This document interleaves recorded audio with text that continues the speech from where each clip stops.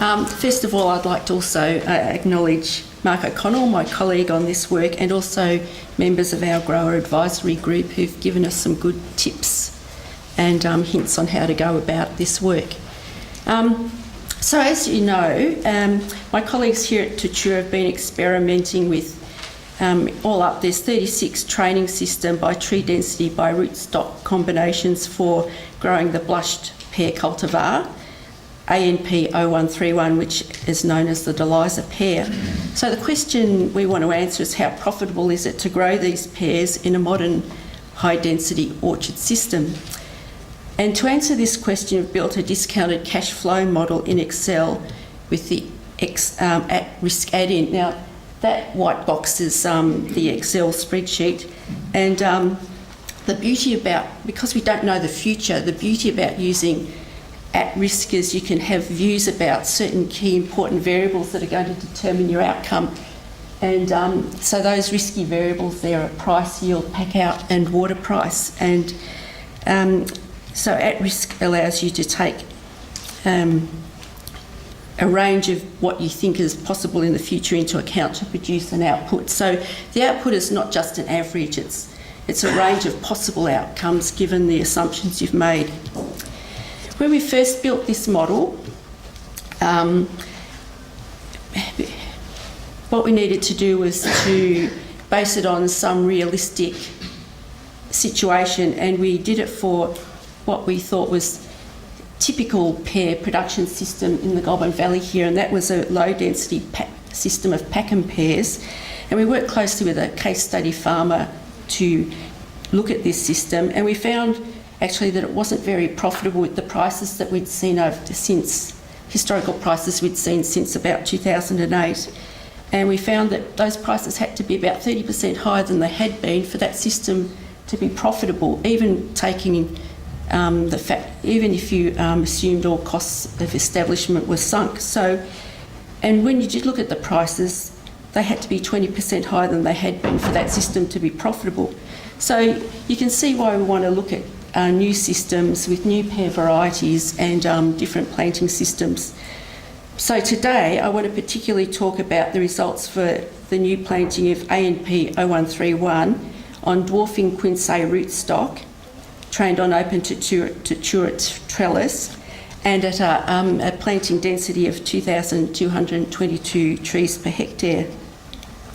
This is just one of those 36 planting systems that I told you about that was being trialled here at Tatura. Now, before I go into detail, I just want to say up front the preliminary results are quite positive. But the trees in the planting systems experiment are currently in their third leaf. They've begun fruiting, but we don't really have any yield. The yield data's been collected, but haven't had a chance to incorporate any of this information in the analysis.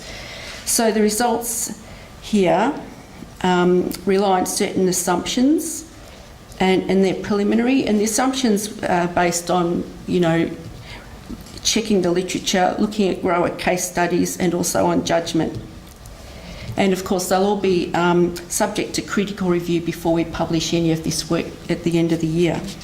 So the talk today, I just want to go into a bit more detail about these particular items, the specification of the system we're looking at, the performance metrics, i.e. what's the output measures from the discounted cash flow model.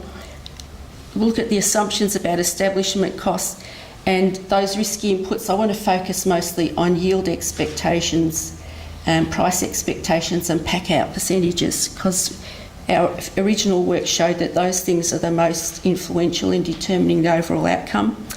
And then just look at some results and then the conclusions. So this particular orchard system that I'm talking about today, like I said, that's the ANP 0131 on dwarfing Quince rootstock on the open Tatura trellis system. It has a between row spacing of 4.5 metres, an in-row spacing of 1 metre, and that's, you have the density therefore of 2,222 trees per hectare. Trees are trained with 4 litres per tree. This is to establish high density of fruiting units at a lower tree cost. Now this particular system is neither the highest nor the lowest of those being trialled here at Tatura, which range in density from 741 to 4,444 trees per hectare. So there's this massive range. High density plantings are capable of greater light interception per unit of land area. They come into production sooner and so recover establishment costs earlier compared to orchards established at lower tree density, but this is only up to a certain point. We have diminishing marginal increases in cumulative yields, and we also have high establishment costs with greater densities. So these suggest that modern high density systems may have greater economic profitability with moderately high densities rather than super high density. So that's why I've gone for the 2 trees per hectare rather than something much greater. But in due course, we'll analyse the range of tree systems. I'll talk more on the yield assumptions in a moment, but just before going off this slide, you'll see that mature tree height is 3 metres compared to the traditional freestanding vase-shaped trees. So this allows greater, easier orchard operations. And the smaller tree heights in part due to the planting density and also to the dwarfing QA rootstock. And I believe that the quince rootstock also affects blush development. So that's another reason for using that particular rootstock in this example here. So I want to talk now about the performance measures that come out of the model. There are technical parameters. We want to look at the profitability of the system, the risk involved in growing this particular system out over 30 years, and also look at the financing, whether it can be financed, and in particular the payback period. So on the technical performance measures, we've used piecewise linear production functions. So that we use them to relate marketable yield to tree age. So, and the curves are defined by years to first fruiting, years to full bearing, and marketable yield at full bearing. So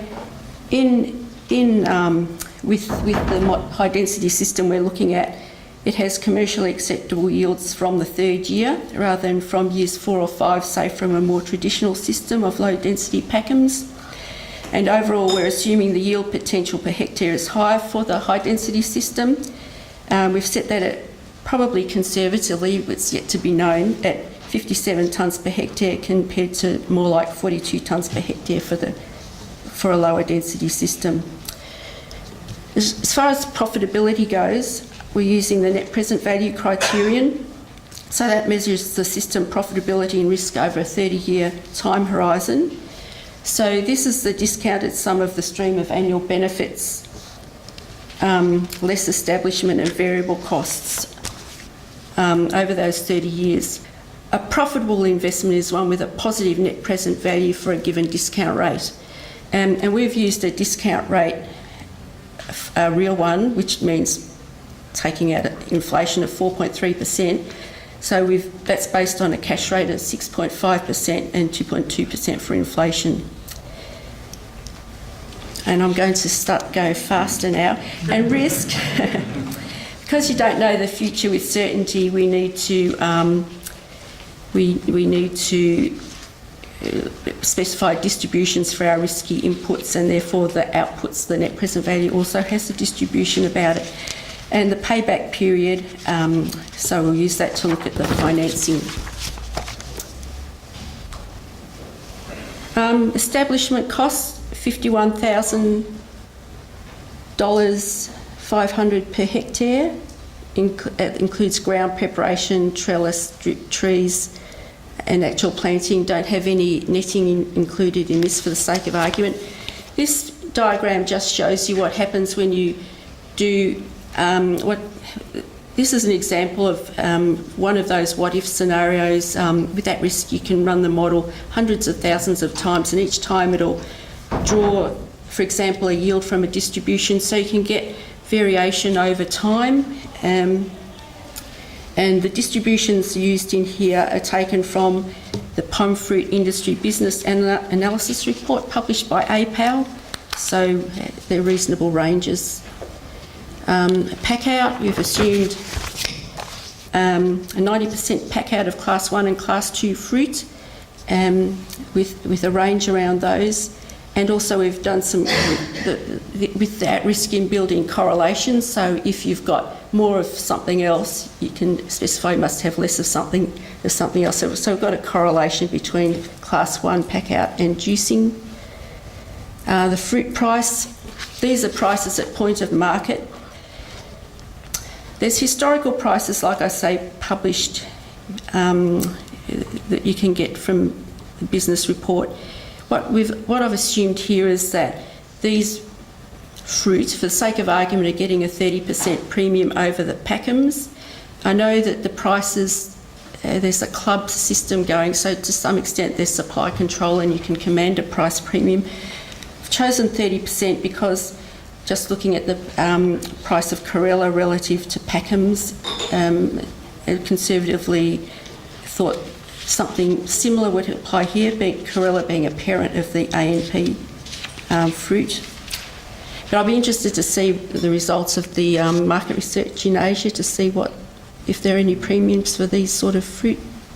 And here, the profitability of this system. Gross income per hectare, which is the price multiplied by the yield, that's the price after you've taken out the packhouse costs, averages 34,000 per hectare. Annual net cash flow, that's at full bearing. Annual net cash flow at full bearing comes back to 13,700 per hectare, and net present value over 30 years is 80,500 per hectare, and there's a wide variation around that. But the point about this distribution here is that hardly ever is the net present value zero. So that indicates it's a good investment for growers, a good investment of grower capital at the assumed interest rate and other assumptions I've made in the analysis. So can the investment be financed? Here we look at the cumulative net cash flow after tax with inflation just for the first 20 years. Peak debt is about 82,000 in year 3, and the payback period is 11 years. The chart, there's a few, you can do a bit of what-if type analysis, and it shows here that earlier fruiting has the most profound effect on the economic viability and the financial feasibility of the system. I don't know if this is technically feasible, but both would be enhanced considerably if the year to first crop and year to full bearing could be brought forward by 1 year to years 2 and 5 respectively, Ian. Yeah, I just conclude. So the research we've done highlights the importance of boosting the profitability and reducing the risk of pear production in Victoria through initiatives such as commercialisation of the new red blush pear cultivars and adoption of modern high-density management systems. And the preliminary results I've presented here today indicate that a new investment in a high-density planting of blush pears promises positive returns over its productive life despite high establishment costs. So, see, I'll finish there, but just to say I look forward to using the tool and testing its assumptions with our scientists here and the members of our grower advisory group in the near future.